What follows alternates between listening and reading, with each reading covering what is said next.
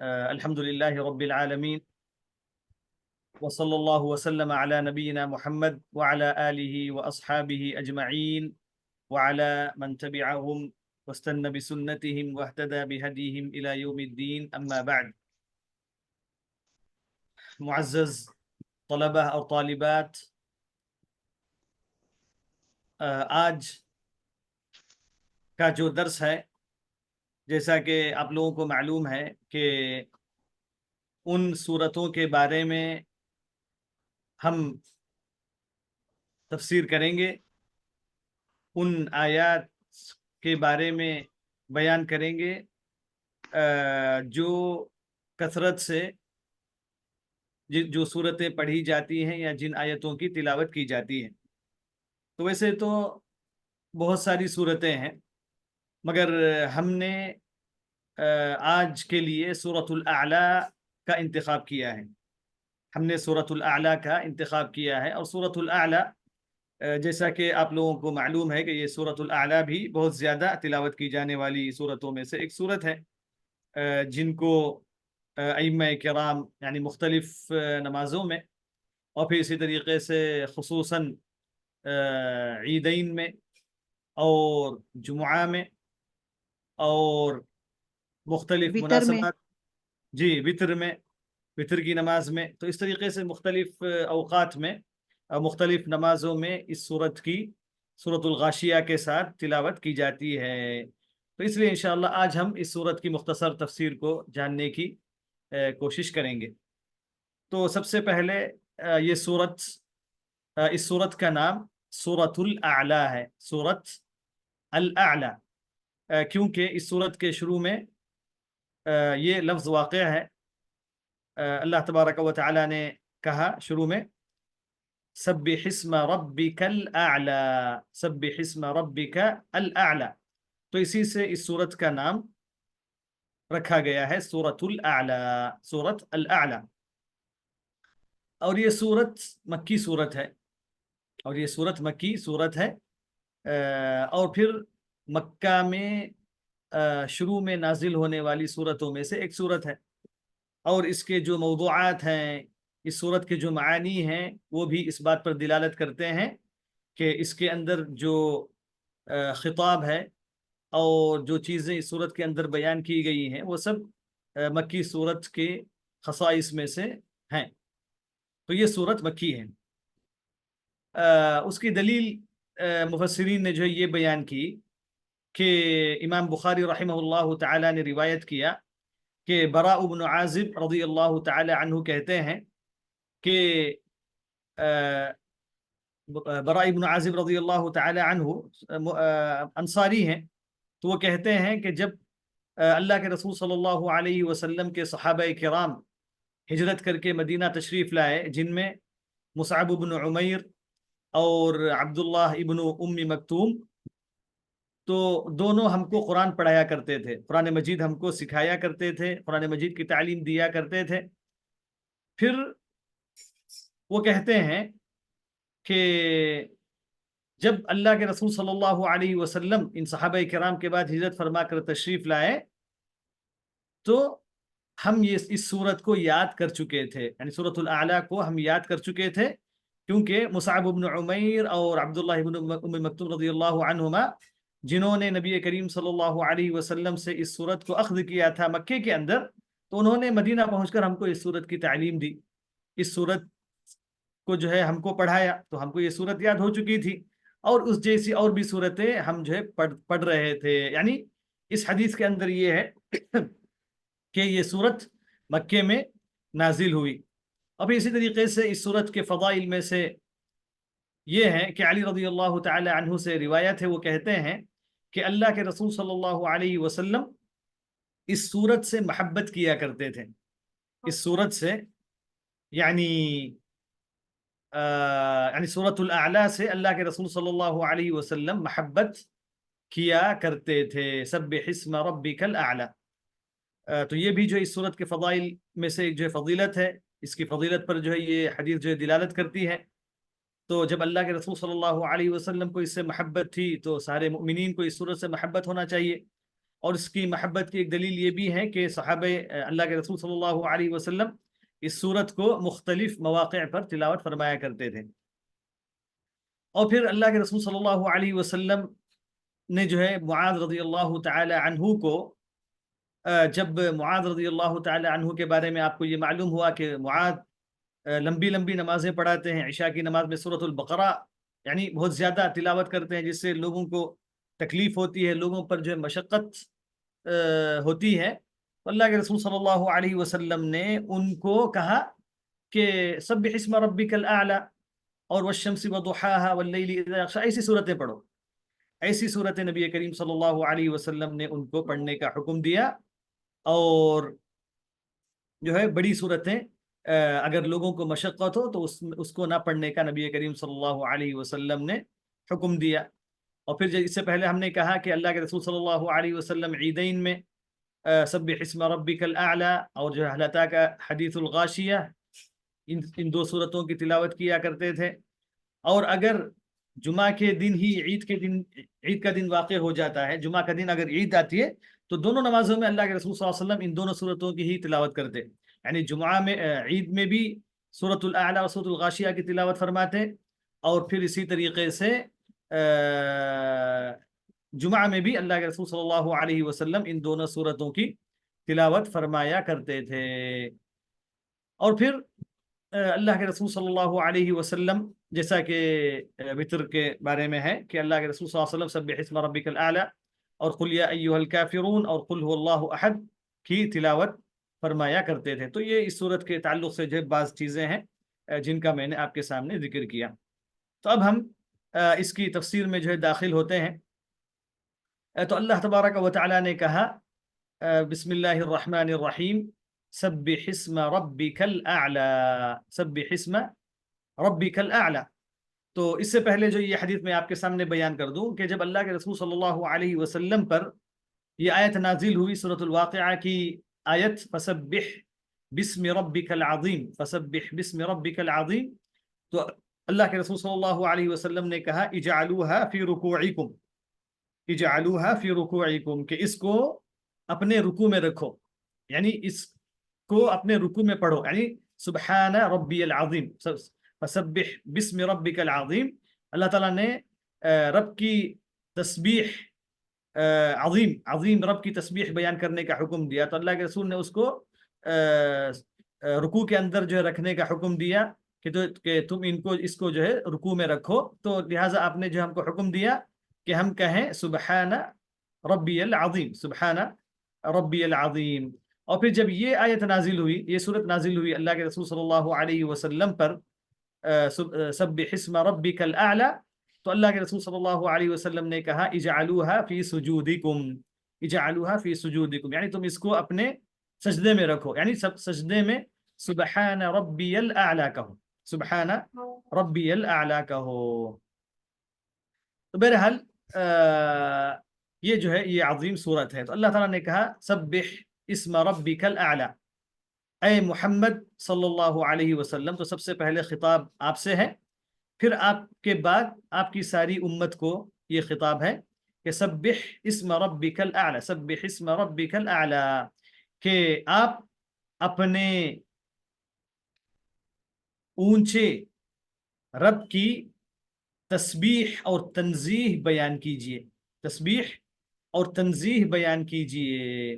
تو اسی لیے یہ تسبیح کا حکم اللہ تبارک و تعالیٰ نے قرآن مجید میں ہم کو دیا ہے. تو اس لیے کثرت سے ہم کو اللہ کے رسول اللہ تبارک و تعالیٰ کی تسبیح و تنزیح بیان کرتے رہنا چاہیے، سبحان ربی الاعلی.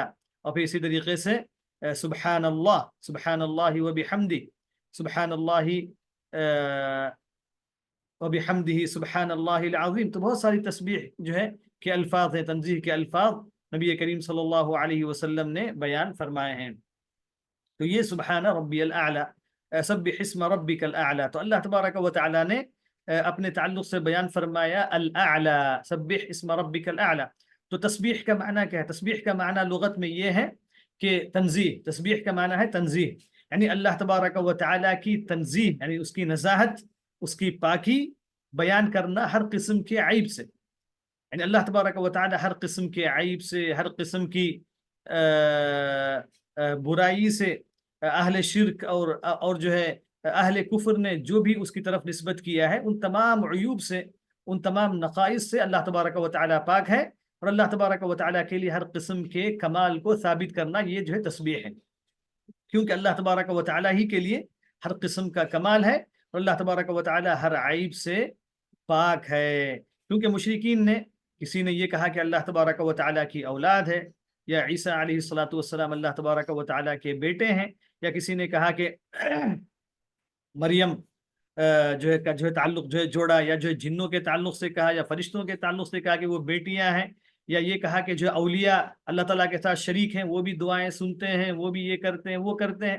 تو اس طریقے سے بہت سارے جو اللہ تبارک و تعالیٰ کے لیے ساری چیزیں جو ہے لائق نہیں ہیں، ایسی بہت ساری چیزیں اہل کفر نے، اہل شرک نے اللہ تبارک و تعالیٰ کی طرف منسوب کی۔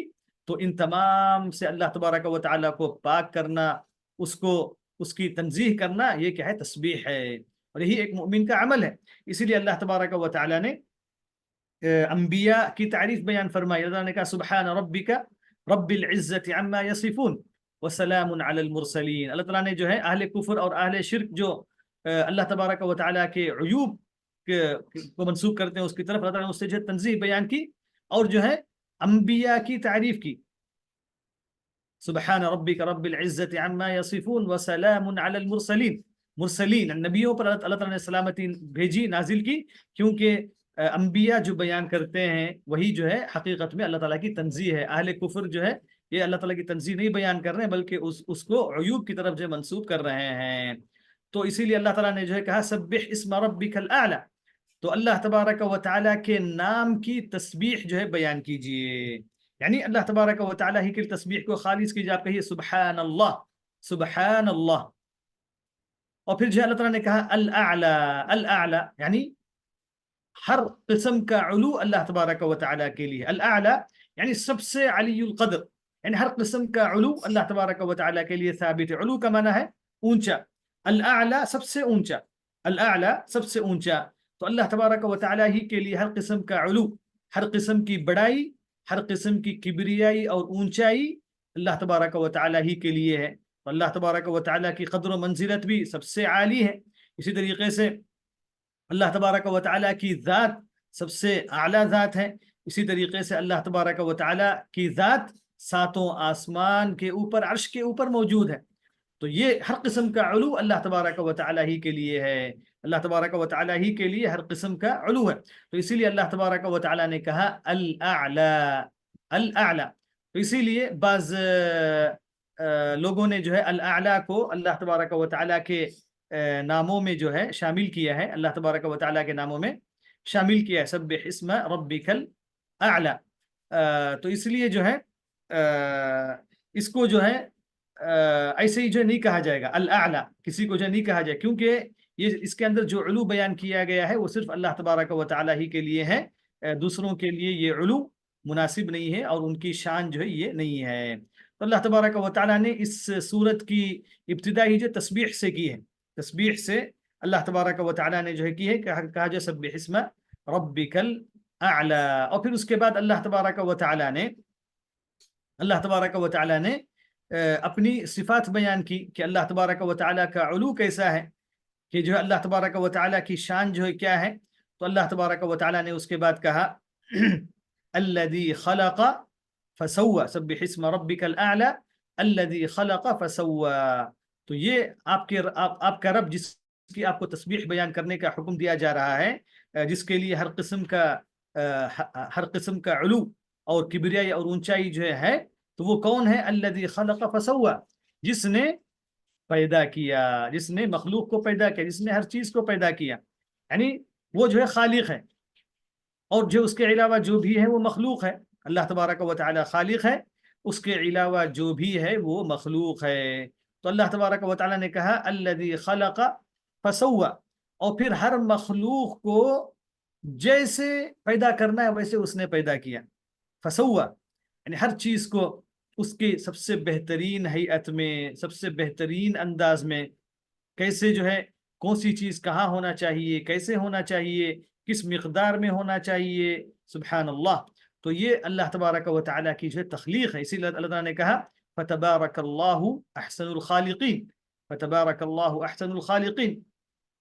تو اللہ تبارک و تعالیٰ نے بہترین ہیئے میں، بہترین شکل میں، صورت میں ہر چیز کو اللہ تبارک و تعالیٰ نے پیدا کیا کہ جس کے دیکھنے سے انسان کی عقل جو ہے دنگ رہ جاتی ہے. کیا جو ہے شکلیں ہیں، کیا جو ہے رنگ ہیں، کس قسم کی جو ہے کہ جو ہے اس کی آوازیں ہیں مثلا، یا جو یعنی انسان جو ہے غور کرتا جائے، غور کرتا جائے، پھر جو اس کا تدبر جو ختم نہیں ہو سکتا ہے اللہ تبارک و تعالیٰ کے عجائب اور اس کی مخلوقات کے سامنے. تو اللہ تبارک و تعالیٰ نے کہا الذی خلق فسوا، تو سب سے پہلے اللہ تبارک و تعالیٰ نے پیدا کیا. یعنی تمہارا خالق اللہ تبارک و تعالیٰ ہے. تم کو جو یہ بہترین شکل، بہترین ہیئت یہ جو دینے والا ہے یہ اللہ تبارک و تعالیٰ ہے. اسی نے تم کو یہ سب کچھ دیا ہے. پھر اس کے بعد اللہ تعالیٰ نے کہا والذی قدر فہدى، والذی قدر فہدى، کہ اللہ تبارک و تعالیٰ نے جب پیدا کیا، جب وہ خالق ہے اسی نے جو ہے ہر چیز کو اس کی خلقت دی، پیدا کیا، اور اچھے سے اچھا جو ہے اس کو جو پیدا کیا، اور پیدا کرنے کے بعد اس نے ایسے ہی نہیں چھوڑا.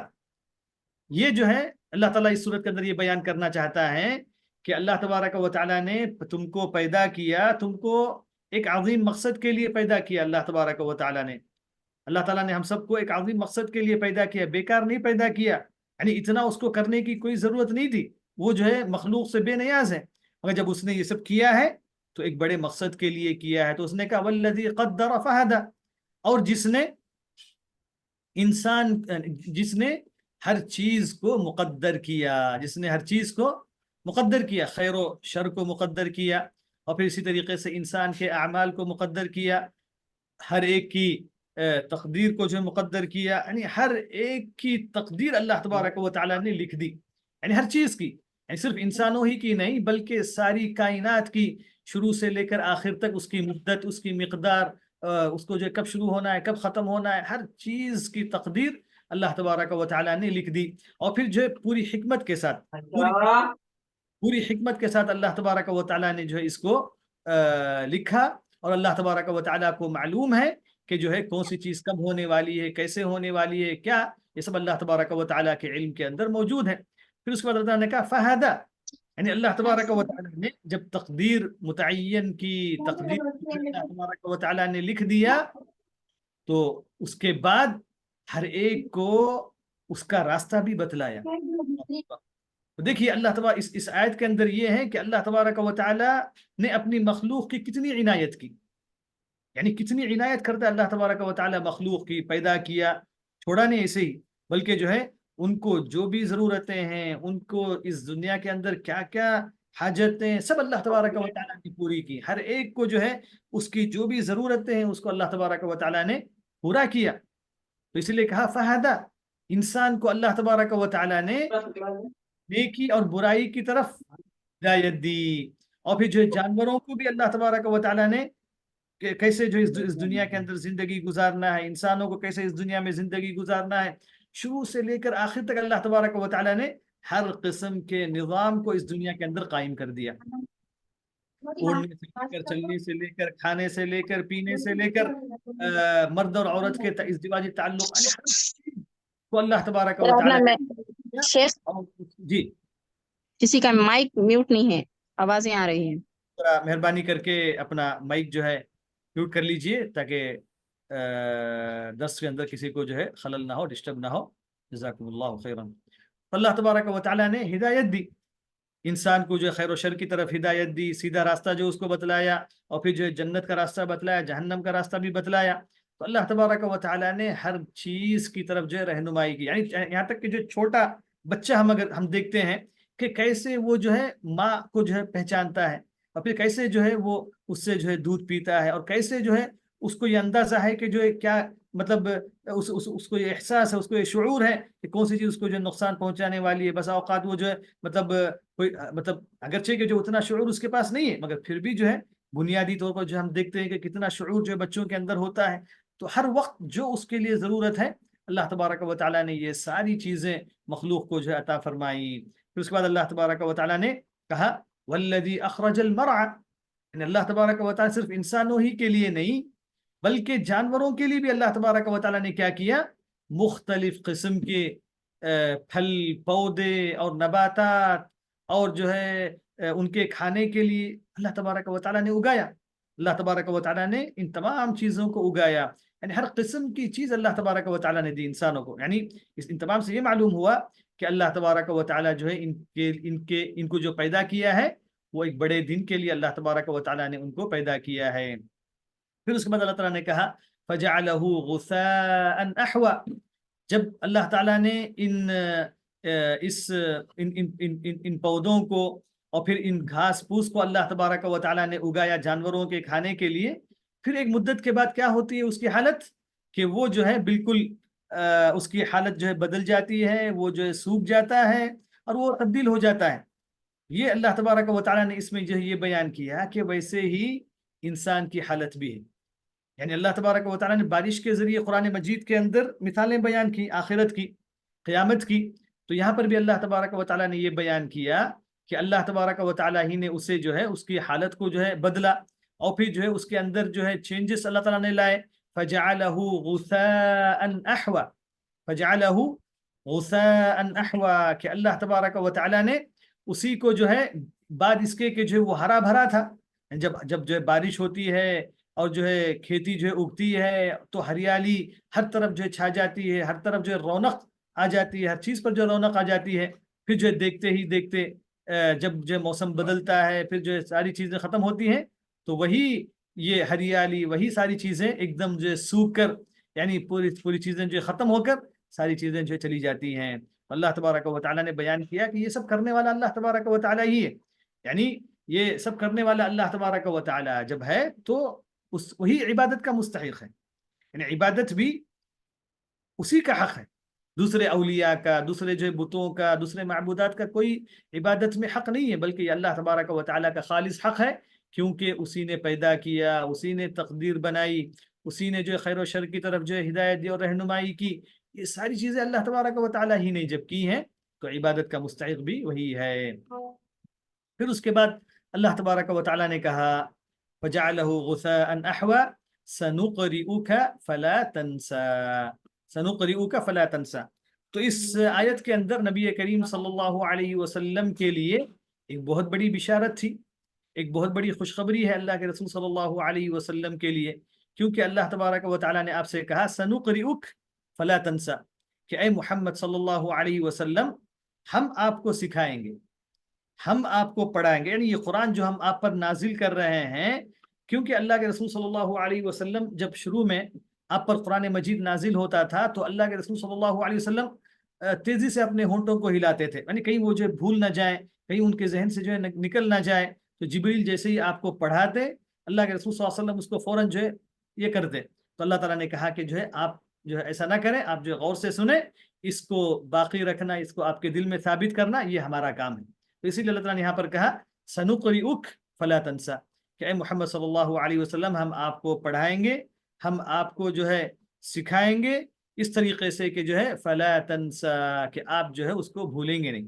یعنی آپ اس کو بھول نہیں سکتے الا ما شاء اللہ. سنقرئک فلا تنسى الا ما شاء اللہ. یعنی اللہ کہ اللہ تبارک و تعالیٰ جو ہے اگر کسی آیت کو منسوخ کرنا چاہے، کسی آیت کو اللہ تبارک و تعالیٰ جو آپ کو بھلانا چاہے تو یہ اللہ تبارک و تعالیٰ کا کلام ہے، اللہ تبارک و تعالیٰ کی جو ہے کا ارادہ ہے، وہ جیسے چاہے کر سکتا ہے. مگر آپ کو جو ہے پریشان ہونے کی ضرورت نہیں ہے، آپ کو بے چین ہونے کی ضرورت نہیں ہے، آپ اپنی جگہ مطمئن رہیے کیونکہ اللہ تبارک و تعالیٰ جو آپ کو پڑھا رہا ہے، اللہ تبارک و تعالیٰ ہی آپ پر اس قرآن مجید کو نازل کر رہا ہے اپنے مبارک کلام کو، اور جو ہے اس کو باقی رکھنا، اس کو دل میں ثابت کرنا یہ اسی کی ذمہ داری ہے. پھر اس کے بعد اللہ تبارک و تعالیٰ نے مطلب بعض مفسرین نے جو ہے اس آیت کے اندر جو ہے یہ بھی کہا کہ جیسے ہم نے کہا کہ جو ہے اللہ تعالیٰ جس آیت کو منسوخ کرنا چاہے، چونکہ منسوخات بہت ہیں قرآن مجید کے اندر جو ہے بعض جو ہے آیتیں ایسی تھیں جو قرآن مجید کے اندر موجود تھیں، ان کو صحابہ کرام جو ہے پڑھتے تھے، مگر بعد میں اللہ تبارک و تعالیٰ نے اس کی تلاوت کو جو ہے منسوخ کر دیا اور وہ آیتیں اٹھا لی گئی، نبی کریم صلی اللہ علیہ وسلم کو جو وہ آیتیں بھلا دی گئی. تو ایسا جو ہے نبی کریم صلی اللہ علیہ وسلم کے ساتھ ہوا. اسی لیے اللہ نے یہاں پر کیا کہا سنقرئک فلا تنسى کہ آپ جو بھولیں گے نہیں الا ما شاء اللہ، مگر یہ کہ جو اللہ تبارک و تعالی چاہے. کیونکہ اس کے بعد اللہ نے کہا انه يعلم الجهر وما یخفا، کیونکہ اللہ تبارک و تعالیٰ جو جانتا ہے، اللہ تبارک و تعالیٰ کو معلوم ہے، ہر چیز کا علم اللہ تبارک و تعالیٰ کو ہے کہ جو کون سی چیز انسانوں کے لیے مفید ہے، کون سی چیز انسانوں کے لیے مفید نہیں ہے، کیا جو ہے متقدم ہونا ہے، کیا متاخر ہونا ہے، یہ سب ساری چیزیں اللہ تبارک و تعالیٰ کو جو ہے معلوم ہے، اس پر کوئی چیز مخفی نہیں ہے. انہ یعلم الجہر وما یخفا. الجہر یعنی جو آپ اونچی آواز سے بولتے ہیں، یہ جو ہے جہر ہے، آواز کو اونچی کر کے، آواز کو باہر نکال کر کے آواز سے جو ہے کہنا، یہ جو ہے جہر ہے.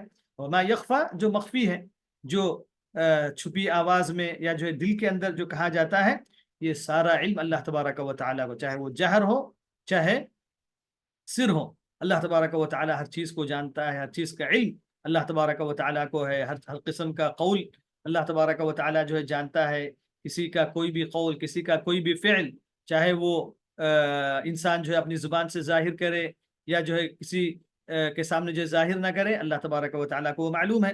اور پھر اسی طریقے سے اگر وہ جو ہے کام جو ہے کسی کو جو ہے دکھا کر کرے یا جو ہے بند کہیں جو ہے کہیں کرے، اللہ تبارک و تعالی ہر چیز کو جانتا ہے. انہ یعلم الجہر وما یخفا. پھر اس کے بعد اللہ تعالیٰ نے کہا وَنُيَسِّرُكَ لِلْيُسْرَى، وَنُيَسِّرُكَ لِلْيُسْرَى. یہ بھی جو ہے نبی کریم صلی اللہ علیہ وسلم کے لیے اور آپ کی امت کے لیے بہت بڑی بشارت ہے کہ اللہ تبارک و تعالیٰ نے نبی کریم صلی اللہ علیہ وسلم پر بہت زیادہ آسانی فرمائی. وَنُيَسِّرُكَ لِلْيُسْرَى، کہ اے محمد صلی اللہ علیہ وسلم، ہم آپ کے لیے آسانی پیدا کریں گے. اللہ اکبر. یعنی اللہ شیخ تبارک. جی معذرت بہت زیادہ، آپ سے جی ریکویسٹ ہے تھوڑی سی سپیڈ آپ سلو کر لیں.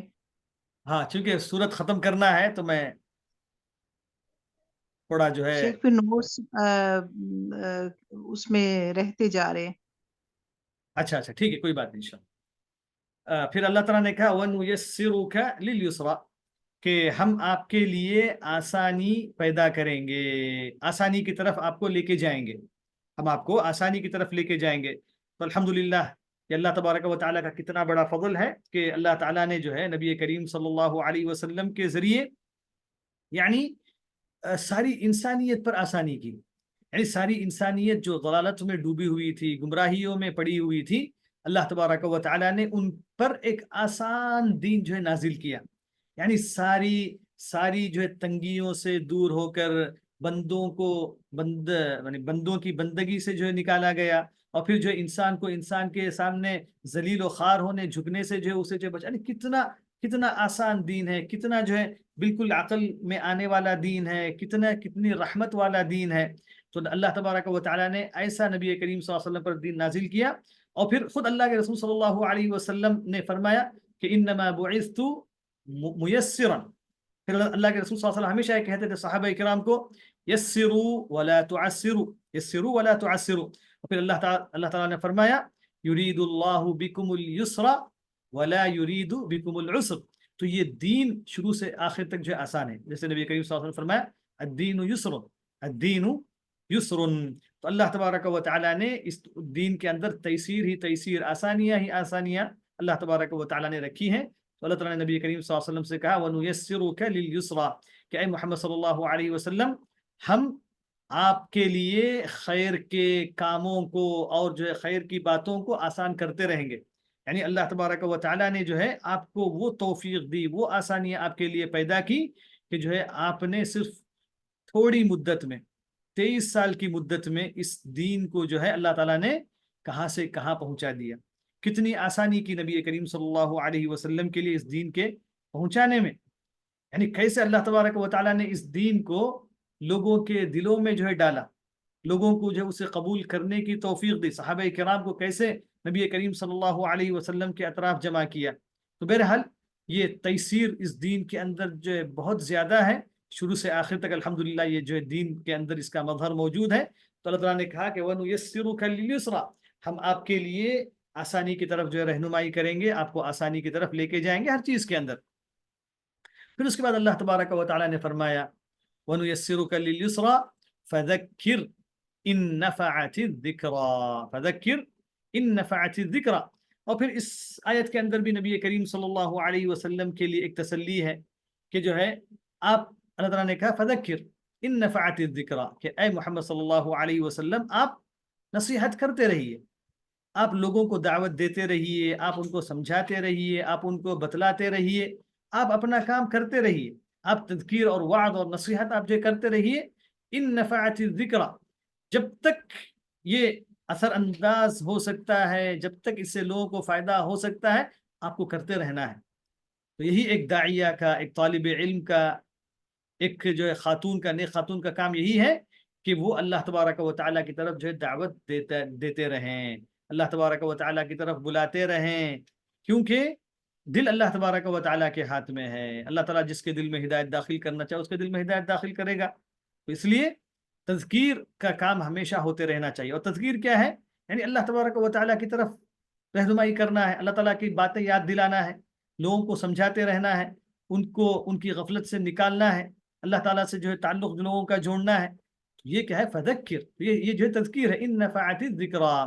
اور پھر اس آیت کے اندر جو ہے یہ بھی ہے کہ کبھی کبھی کیا ہو سکتا ہے کہ کبھی جو ہے مقام اگر جو ہے صحیح نہ ہو، یعنی جہاں پر ہم تذکیر نہیں کر سکتے ہیں، جہاں پر ہم جو وعظ نہیں کر سکتے ہیں، کیونکہ یا جو ہم دعوت نہیں دے سکتے ہیں، حالات ایسے ہیں یا جو ہے ماحول ایسا ہے، تو ایسی حالت میں جو ہے چونکہ یہاں پر تذکرہ یا جو ہے تذکیر کا فائدہ جیسے مقصود ہے ویسے نہیں ہو سکتا ہے، تو اس کے لیے آدمی کیا ہے؟ پیچھے ہٹ جائے. یعنی حکمت کا تقاضا یہ ہے کہ آدمی وہاں سے ہٹ جائے، یا جو ہے وہیں جو ہے بات کہے جہاں اس کو اندازہ ہو کہ یہ بات میری قبول کی جائے گی. یعنی اگر جو ہے امر بالمعروف کرنا ہے یا نہی عن المنکر کرنا ہے، تو اس کا اندازہ ہونا چاہیے کہ اس کا فائدہ ہوگا. مثلا جو امر بالمعروف، اللہ کے رسول صلی اللہ علیہ وسلم نے کہا کہ جو ہے اس کے درجات ہیں، جیسے ابو سعید خدری رضی اللہ تعالی عنہ کی حدیث میں ہے کہ من رأى منكم منكرا فليغيره بيده فإن لم يستطع فبلسانه فإن لم يستطع فبقلبه ذلك ضعف الإيمان. تو یہ درجات نبی کریم صلی اللہ علیہ وسلم نے بیان کی. اس طریقے سے جو اگر کہیں منکر واقع ہو رہا ہے، اگر ہم اس منکر کو روکیں گے یا اس کے خلاف بولیں گے، تو ہو سکتا ہے اس سے بڑا منکر جو ہے پیدا ہو جائے، اس سے بڑی مصیبت جو ہے مثلا جو ہے آپ کے لیے یا جو ہے دوسروں کے لیے یا مسلمانوں کے لیے آ سکتی ہے. تو آدمی کو چاہیے کہ اپنی زبان جو ہے بند رکھے. یعنی حکمت یہی ہے. تو اسی اللہ تعالیٰ نے کہا فذکر ان نفعت الذکریٰ، یعنی آپ اگر نصیحت فائدہ مند ہو سکتی ہے، نصیحت کیجیے. یہ جو اللہ تعالیٰ نے نبی کریم صلی اللہ علیہ وسلم کو سکھایا اور کہا کہ جو ہے آپ کو ان کفار و مشرکین کے جو سردار ہیں ان کے پیچھے آپ زیادہ جو ہے پریشان مت ہوئیے. آپ جو ہے موقع دیکھیے، اگر جو یہ لوگ قبول کر سکتے ہیں یا آپ کی بات فائدہ مند ہو سکتی ہے تو آپ ان کو جو ہے سمجھائیے. اگر جو ہے فائدہ مند نہیں ہو سکتی ہے تو آپ جو ان کو چھوڑ دیجئے. تو اس کے اندر علم کے آداب میں سے ایک ادب یہ ہے کہ علم آدمی جو ہے وہیں جو ہے پہنچائے جہاں اس علم کو قبول کرنے والے ہوں. یعنی اس کے جو نااہل ہیں، اس کی جو قدر کرنے والے نہیں ہیں، اس کے لینے والے نہیں ہیں، جن کے پاس علم کی یعنی علم دین کی، علم شریعت کی اہمیت نہ ہو، تو ان کے سامنے جو ہے یہ جو ہے بیان کرنا، تو یہ گویا جو ہے علم کو بھی اور خود اپنے آپ کو جو ہے ذلیل کرنا ہوا. اس لیے ہم کو معلوم ہے کہ ائمہ کرام، امام مالک وغیرہ بادشاہوں کو اور بادشاہوں کے بیٹوں کو جو ہے اپنی مجلس میں حاضر ہونے کے لیے کہتے تھے. کبھی کسی کو الگ سے جو ہے وہ جو ہے درس نہیں لیتے تھے، اور نہ ہی جو ہے یعنی خاص لوگوں کے لیے کچھ الگ درس نہیں، بلکہ اگر درس آپ کو سیکھنا ہے، علم حاصل کرنا ہے، تو جیسے عام لوگ ہیں ویسے جو ہے آپ کو بھی ہونا چاہیے.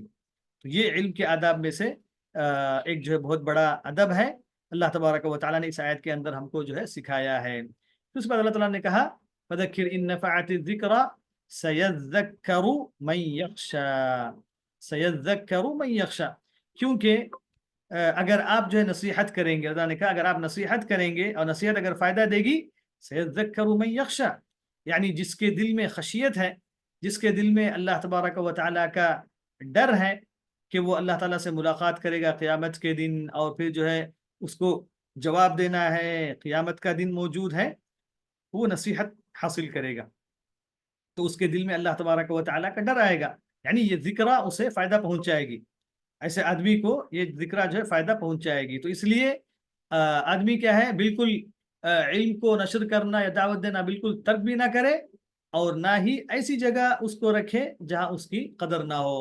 تو بالکل ایک طالب علم کو، ایک داعی کو، ایک نیک جو ہے طالبہ کو، یعنی تمام مواقع کا اندازہ ہونا چاہیے، کہ جو ہے سب سے پہلے وہ اپنے آپ کی جو قدر کرے، پھر اس کے بعد جو ہے یعنی اپنے علم کو جو ہے کیسے رکھنا ہے، کیسے پیش کرنا ہے، وہ بھی جو اس کو اندازہ ہونا چاہیے۔ اللہ نے کہا سَيَذَّكَّرُ مَن يَخْشَىٰ، پھر اس کے بعد اللہ نے کہا وَيَتَجَنَّبُهَا الْأَشْقَىٰ الَّذِي يَصْلَى النَّارَ الْكُبْرَىٰ ثُمَّ لَا يَمُوتُ فِيهَا وَلَا يَحْيَىٰ۔ پھر اللہ تبارک و تعالیٰ نے جو اس نصیحت سے اعراض کرنے والے ہیں، قرآن مجید سے منہ موڑنے والے ہیں، اللہ تبارک و تعالیٰ کی اور اللہ کے رسول صلی اللہ علیہ وسلم کی تصدیق نہیں کرنے والے ہیں، تو ان کی ایک علامت اللہ تبارک و تعالیٰ نے بتلائی وَيَتَجَنَّبُهَا الْأَشْقَىٰ۔ اللہ اکبر۔ اللہ نے کہا کہ جو شقی ہے، جو بدبخت ہے، یعنی بہت زیادہ اشقا، اللہ نے کہا الاشقا، یعنی جس کی قسمت میں بدبختی جو ہے لکھی گئی ہے، کیونکہ اللہ تعالیٰ نے اس سے پہلے تقدیر کا ذکر کیا، تو یہ بھی اللہ تعالیٰ ہی کی تقدیر ہے کہ اللہ تعالیٰ نے جو ہے اگر اس کے لیے نصیحت سے فائدہ اٹھانا نہیں لکھا ہے تو وہ اس سے دور بھاگے گا، تو وہ اس سے دور بھاگے گا۔ ہم دیکھتے ہیں کہ بعض لوگ ہیں، بلکہ بہت سارے لوگ ہیں جو کیسے اسلام سے نفرت کرتے ہیں، اسلام سے دور بھاگتے ہیں، کیسے جو ہے مسلمانوں سے ان کے دل میں نفرت ہے، خود ان کو نہیں معلوم کہ جو ہے کیا وجہ ہے، خود ان کو نہیں معلوم ہے کہ جو اس کی کیا وجہ ہے، بلکہ جو ہے بس ایک چیز کہی جا رہی ہے، ایک چیز جو ہے بولی جا رہی ہے، ایک چیز جو ہے عام کی جا رہی ہے، ایک چیز پھیلائی جا رہی ہے، اس کے پیچھے جو ہے بھاگ رہے ہیں، اس کے پیچھے بھاگ رہے ہیں، اس کی تصدیق کر رہے ہیں، یعنی ان کو جو ہے تحقیق کا، ان کو جو ہے سمجھنے کا، ان کو جو ہے پڑھنے کا، یعنی یہ سارے دروازے ان کے سامنے بند کر دیے گئے، العیاذ باللہ۔ تو اسی لیے اللہ نے کہا وَيَتَجَنَّبُهَا الْأَشْقَىٰ، تو اسی لیے آدمی کو کیا ہے، نصیحت اگر کہیں ہو رہی ہے، اللہ تبارک و تعالیٰ کی آیتوں کی تلاوت ہو رہی ہے، کہیں جو ہے تقریر، اچھی تقریر ہو رہی ہے کتاب و سنت کے موافق، یعنی کہیں باتیں ہو رہی ہیں، نیک عالم، اچھے عالم کی جو ہے کہیں جو ہے مطلب کہیں محاورہ ہو رہا ہے، کہیں جو ہے ان کی تقریر ہو رہی ہے، تو آدمی کو بیٹھنا چاہیے۔ اس آیت میں یہ بھی معلوم ہوتا ہے کہ اس میں سننا چاہیے۔ بعض لوگ ہوتے ہیں کہ جو ہے جیسے ہی نماز ختم ہوئی فوراً مسجد سے جو ہے باہر نکلتے ہیں، یا جو ہے کہیں اگر پروگرام ہے، کہیں اگر جو ہے مطلب کانفرنس ہے، کچھ بھی دینی کانفرنس ہے، تو اس میں شریک ہونے کی، اس میں حاضر ہونے کی ان کے پاس کوئی دلچسپی نہیں ہوتی ہے، سبحان اللہ، یعنی اپنے کاموں میں، اپنی مشغولیات میں، اپنے یعنی اس میں دنیا میں مشغول رہتے ہیں۔ تو ایسے لوگوں کو بھی اللہ تعالیٰ سے ڈرنا چاہیے، کیونکہ اللہ تعالیٰ نے کہا وَيَتَجَنَّبُهَا الْأَشْقَىٰ، تو جو شقی ہے وہ اس سے جو ہے دور رہے گا، اس سے جو ہے بچے گا، تو اس کا انجام کیا ہوگا؟ جب وہ دنیا کے اندر اس نے پڑھا نہیں، دیکھا نہیں، سیکھا نہیں، سمجھا نہیں کہ اللہ تعالیٰ نے اس کو کس لیے پیدا کیا ہے، کس لیے اللہ تعالیٰ نے اس کو دنیا میں جو ہے بھیجا ہے، کیا اس سے جو ہے اللہ تعالیٰ جو ہے چاہتا ہے، تو پھر جب اس نے یہ دنیا جو ہے گوا دی، پھر کیا ہوگا؟ الذی یصلی النار الکبریٰ، تو ایسا شخص جو رہے گا وہ اللہ تبارک و تعالیٰ کی بڑی آگ میں داخل ہوگا، العیاذ باللہ۔ تو اس کی جزا یہی ہے کہ دنیا میں کیسے اس نے اپنے آپ کو جو ہے نصیحت سے، علم سے، قرآن سے اور اس کی تعلیمات سے، انبیاء کے علم سے اس نے اپنے آپ کو دور رکھا، نہ سمجھا، نہ جو ہے تصدیق کی، نہ پڑھا، نہ جو ہے اللہ تعالیٰ کی تصدیق کی، نہ جو ہے اسلام قبول کیا، نہ ایمان لایا، تو پھر جو ہے وہ اللہ تبارک و تعالیٰ کی آگ میں کبرا، جو ہے اس آگ کی کا وصف جو ہے بیان کیا، الکبرا، بڑی آگ، اللہ اکبر، اللہ تعالیٰ ہم سب کی حفاظت فرمائے، یصلی النار الکبرا، بڑی آگ میں وہ قیامت کے دن داخل ہوگا۔ پھر کیا ہے وہاں پر اس کا عذاب جو ہے کیا ہوگا؟ ثم لا يموت فيها ولا يحيا، ثم لا يموت فيها ولا يحيا، یعنی دنیا میں لوگ سمجھتے ہیں کہ موت آ گئی تو ساری پریشانیوں کا جو ہے چھٹکارا مل گیا، ایسا نہیں ہے، بلکہ جو ہے یہ موت ایک نئی زندگی کی شروعات ہے، دنیا کی موت ایک نئی مرحلے میں داخل ہونا ہے، ایک نئی زندگی کی ابتدا اور اس کی شروعات ہے، تو اس لیے اللہ تعالیٰ نے کہا ثم لا يموت فيها ولا يحيا، پھر اگر کسی کا انتقال اس حالت میں ہوا تو پھر نہ اس کے لیے موت ہے اور نہ ہی اس کے لیے زندگی ہے، دیکھیے نہ موت ہے نہ زندگی، العیاذ باللہ، ثم لا يموت فيها ولا يحيا، کیونکہ انسان سمجھتا ہے کہ موت آ گئی تو جو کم از کم چھٹکارا تو مل جائے گا، تو اسی لیے اللہ تبارک و تعالیٰ نے جو ہے موت کو حرام کر دیا، نہ جنتیوں کے لیے موت ہے، نہ جو ہے دوزخیوں کے لیے موت ہے، بلکہ کسی بھی انسان کے لیے موت نہیں ہے، بلکہ یعنی مطلب جو قیامت کے دن کی جو ہے جب اٹھائے جائیں گے تو اس کے بعد کسی کے لیے موت نہیں ہے، اس کے بعد جو ہے ہر ایک کے لیے زندگی ہی زندگی ہے۔ اسی لیے نبی کریم صلی اللہ علیہ وسلم نے فرمایا کہ جب جنتی جنت میں چلے جائیں گے اور دوزخی دوزخ میں جائیں گے، سب معاملہ جو ختم ہو جائے گا، تو پھر موت کو لایا جائے گا، موت کو ایک دمبے کی شکل میں لایا جائے گا، اور جنتیوں سے کہا جائے گا کہ اے جنتیوں، ان کو بلایا جائے گا، وہ لوگ سب جو ہے آئیں گے دیکھیں گے. پھر جہنمیوں کو بلایا جائے گا، وہ لوگ دیکھیں گے. اور جو ہے فرشتہ کہے گا کہ جو اور پھر جو ہے کہا جائے گا کہ یہ موت ہے، اور اس کو دونوں کے بیچ میں ذبح کر دیا جائے گا، یعنی ختم. یعنی موت اب نام کی جو کوئی چیز نہیں رہی، اور موت کا جو کوئی تصور بھی نہیں رہا. پھر جو کہا جائے گا جنتیوں سے یا اہل الجنتی خلود فلا موت، اور دوزخیوں سے کہا جائے گا یا اہل النار خلود فلا موت، کہ جو ہے جنتیوں تمہارے لیے خلود یعنی ہمیشگی ہے، موت نہیں ہے. اور پھر جو ہے ان کے شیخ یہ جو جی ذبح، اگر اجازت ہے، جی یہ جو ذبح کرنے کے جو الفاظ ہے یہ فرشتے کے لیے نہیں ہے نا؟ وہ جو موت ہے اس کے لیے ہے، جو فرشتہ موت لے کر آتا ہے انسان کے لیے، اس موت کو ذبح کیا جائے گا، نہ ہی اسرائیل علیہ السلام کو. نہیں، میں نے وہی کہا نا، موت کو ذبح کیا جائے گا. نہیں، موت کو ایک دمبے کی شکل میں لایا جائے گا اور اس کو ذبح کیا جائے گا، موت کو ذبح کیا جائے گا، فرشتے کو نہیں، العیاذ باللہ. دمبے موت کی موت شکل کو، میں آئے گی نا شیخ ہاں موت. ہاں، موت کو جو حدیث کے ہے الفاظ میں وہی ہے اس نا، شکل، دمبے کی شکل. ہاں موت کو جو ہے اس شکل میں لا کر کے جو ہے ذبح کر دیا جائے گا، یہ بتانے کے لیے دونوں کو کہ جو ہے اب موت جو ہے کا نام نہیں، موت کا تصور نہیں ہے. تو اسی لیے اللہ تعالیٰ نے کہا ثم لا يموت فيها ولا يحيا، ثم لا يموت فيها ولا يحيا، کہ جو ہے پھر نہ اس کے لیے اس میں جو ہے موت ہے نہ جو ہے حیات ہے. کیونکہ حقیقت میں موت اسے کہیں گے جس میں جو ہے راحت ہو، اور جو حیات اسے کہیں گے جس میں راحت ہو.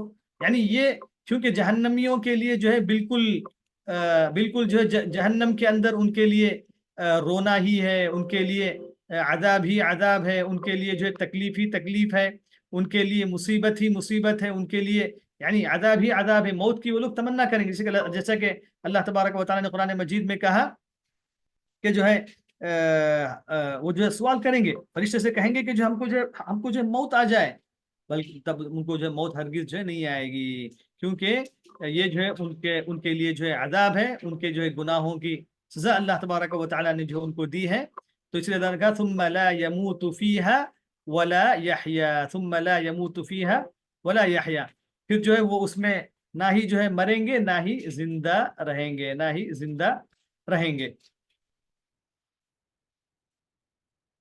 پھر اس کے بعد اللہ نے کہا قد افلح من تزکا، قد افلح من تزکا، یعنی اب اللہ تبارک و تعالی نے جب بیان کر دیا کہ جو ہے کون اللہ تعالیٰ کی جو ہے تصدیق اور انبیاء کی تصدیق کرے گا تو جو ہے اس کا انجام کیا ہوگا، اور جو ہے نہیں کرے گا تو اس کا انجام کیا ہوگا. پھر اس کے بعد اللہ تعالیٰ نے کہا کہ جو ہے قد افلح من تزکا، قد افلح من تزکا، کہ یقیناً کامیاب وہ ہوگا جو پاک ہوگا، جس نے اپنے نفس کا تزکیہ کیا. قد افلح من تزکا، قد افلح من تزکا، تو اس سے معلوم یہ ہوا کہ جو ہے کامیابی صرف اسی کے لیے ہے. قد افلح من تزکا، تزکیے کے اندر ہی کامیابی ہے.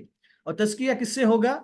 اسلام سے، ایمان سے، اللہ تبارک و تعالیٰ پر ایمان سے، نبی کریم صلی اللہ علیہ وسلم کی تصدیق سے، یعنی اسلام ہی سے جو ہے تزکیہ ہوگا. تو اسی لیے کہا قد افلح من تزکا، تو یقیناً کامیاب وہ ہے جس نے جو پاک ہو گیا، جس نے اپنے آپ کو پاک کر لیا. کیسے پاک کیا؟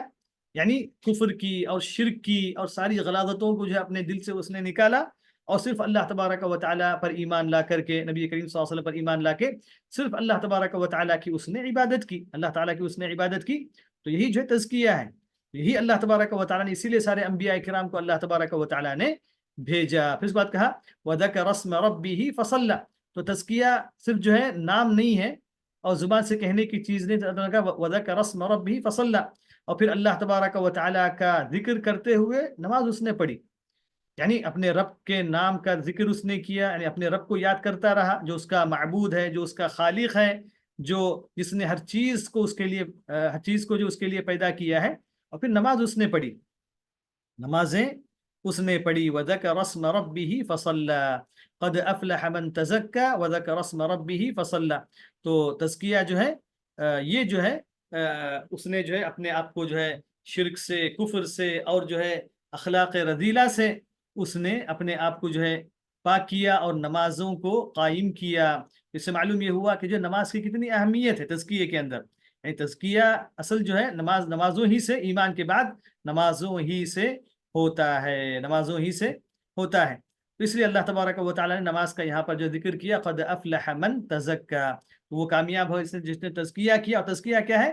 کلمہ توحید ہے، اس کے بغیر کسی کا تزکیہ ہرگز ہو نہیں سکتا ہے، کفر پر کسی کا تزکیہ نہیں ہو سکتا، شرک پر کسی کا تزکیہ نہیں ہو سکتا ہے۔ تزکیہ کیا ہے؟ کلمہ توحید کا اقرار اور اس کے حقوق کو ادا کرنے، اس کے تقاضوں کو پورا کرنے ہی میں آدمی کے لیے تزکیہ ہے۔ پھر اس کے بعد جو ہے نماز ادا کرنے میں، تو بعض مفسرین نے اس سے یہ کہا کہ جو اس سے مراد کیا ہے، عید کی نماز ہے، قد افلح من تزکا وذکر اسم ربہ فصلی، یعنی صدقۃ الفطر، عید الفطر میں صدقۃ الفطر کو ادا کرنا، قد افلح من تزکا، جس نے زکوٰۃ دی، جس نے زکوٰۃ الفطر کو ادا کیا اور جو نماز پڑھا۔ چونکہ اس کے بعد پھر ہم جو نماز پڑھتے ہیں، عید کی نماز پڑھتے ہیں، تو بعض مفسرین نے کہا کہ اس آیت سے مراد جو ہے یہ ہے، اس آیت سے مراد جو یہ۔ پھر بعد نے کہا بل تؤثرون الحیات الدنیا، بل تؤثرون الحیات الدنیا، اللہ نے کہا کہ نہیں، مگر تم کیا ہے، آخرت کی زندگی پر دنیاوی زندگی کو ترجیح دیتے ہو۔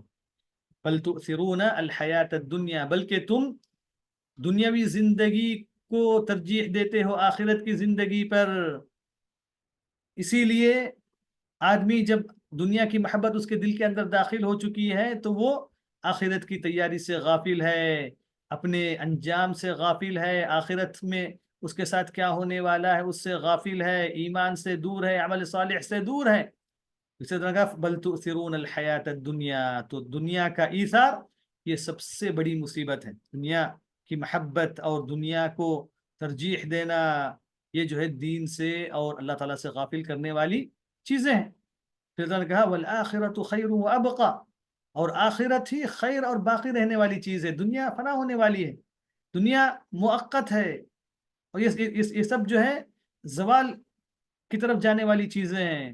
یعنی دنیا کی کوئی چیز جو باقی رہنے والی نہیں، بلکہ آخرت جو اللہ تبارک و تعالیٰ نے رکھی ہے وہ جو باقی رہنے والی ہے، اور اس کا جو خیر ہے وہ باقی رہنے والا ہے، اور ہر قسم کا خیر جو ہے اسی میں ہے، ہر قسم کا خیر جو ہے آخرت ہی کے اندر ہے۔ دنیا کے اندر کتنا بھی خیر انسان کو حاصل ہو جائے، کتنا سب کچھ جو اسے مل جائے، یا تو اس کو چھوڑنا پڑے گا یا تو ہے وہ اس سے چھوٹ جائے گی، دونوں میں سے کسی ایک کو جو ہے الگ ہونا ہی ہے۔ تو اس لیے آدمی جو ہے اس دنیا کی محبت کو اپنے دل میں نہ رکھے، بلکہ دنیا کو دنیا کے طور پر استعمال کرے، کیونکہ اللہ تعالیٰ نے آخرت کی ایک سیڑھی بنائی ہے، دنیا کو آخرت تک پہنچنے کے لیے ایک ذریعہ اللہ تبارک و تعالیٰ نے رکھا ہے، تو اس لیے جو ہے دنیا کو استعمال کرنا چاہیے، دنیا کی محبت کو اپنے دل میں نہیں بسانا چاہیے۔ پھر تو نے کہا بل تؤثرون الحیات الدنیا والآخرۃ خیر وابقا ان هذا لفی الصحف الاولى، ان هذا لفی الصحف الاولى، یعنی یہ جو کچھ، ان هذا یعنی یقیناً یہ اللہ تبارک و تعالیٰ نے جو ذکر فرمایا ہے، جو نصیحتیں اس صورت کے اندر کی ہیں، یا یہ کہ آخرت کو جو ہے تم ترجیح دیتے ہو اور آخرت کو ترجیح نہیں، دنیا کو ترجیح دیتے ہو اور آخرت سے غافل ہو، یہ اللہ تبارک و تعالیٰ نے پرانے صحیفوں میں بھی جو ہے بیان کیا ہے۔ کون سے صحیفوں میں، کون سی کتابوں میں؟ صحف ابراہیم و موسیٰ، یعنی ابراہیم اور موسیٰ علیہم الصلاۃ والسلام پر جو صحیفے اللہ تعالیٰ نے نازل کیے، جو کتابیں اللہ تبارک و تعالیٰ نے ان پر نازل فرمائی، تو ان میں بھی اللہ تعالیٰ نے ان کا ذکر کیا ہے۔ تو اس سے یہ بھی معلوم یہ ہوا کہ جو قرآن مجید جو ہے ان کتابوں کی تصدیق کرتا ہے، قرآن مجید ان کتابوں کی تصدیق کرتا ہے، یہ قرآن مجید اللہ تبارک و تعالیٰ کی کتاب ہے۔ اور پھر اس کے اندر یہ بعض مفسرین نے کہا کہ اس سورت کا جو مضمون ہے، سورہ اعلیٰ کے اندر جو باتیں بیان کی گئی ہیں، یہ اللہ تبارک و تعالیٰ نے ان کو بھی جو ہے بیان کیا ہے۔ تو یہ اس سورت کی جو ہے مختصر جو ہے تفسیر ہے۔ یہ سورت جو ہے بہت ہی جو ہے اہم سورت ہے، ہم ہمیشہ جو اس کی جو ہے تلاوت کرتے ہیں، اس کو پڑھتے ہیں، اس کو جو ہے سنتے ہیں، تو اس سورت کے معانی کو بھی جو ہے سمجھنا ہے۔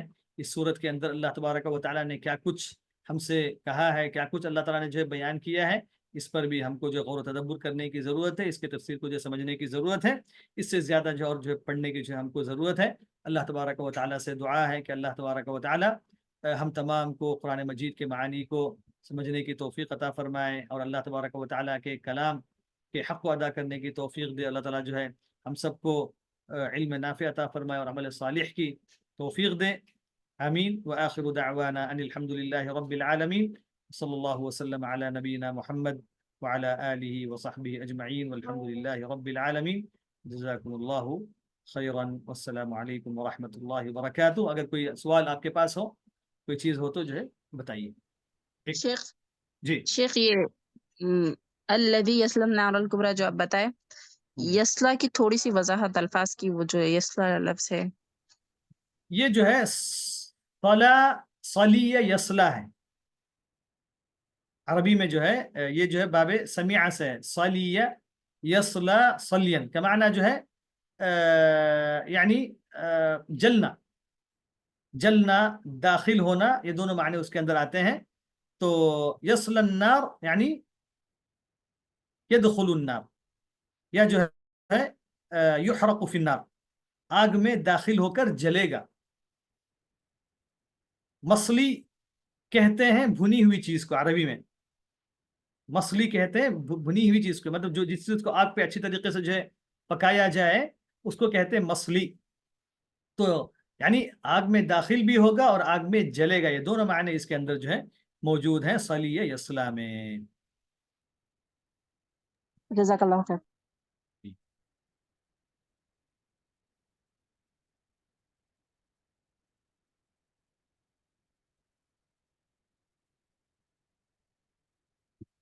صلیہ یسلا الگ ہے شیخ، اور فصلہ الگ ہے. ہاں صلی، وہ صلی جو ہے صلاۃ سے ہے. صلاۃ سے اس کا مادہ صاد لام یا ہے نا شیخ، صلیہ یسلا کا. ہاں ہاں جی جی، صاد لام یا جی جی. جزاک اللہ خیر.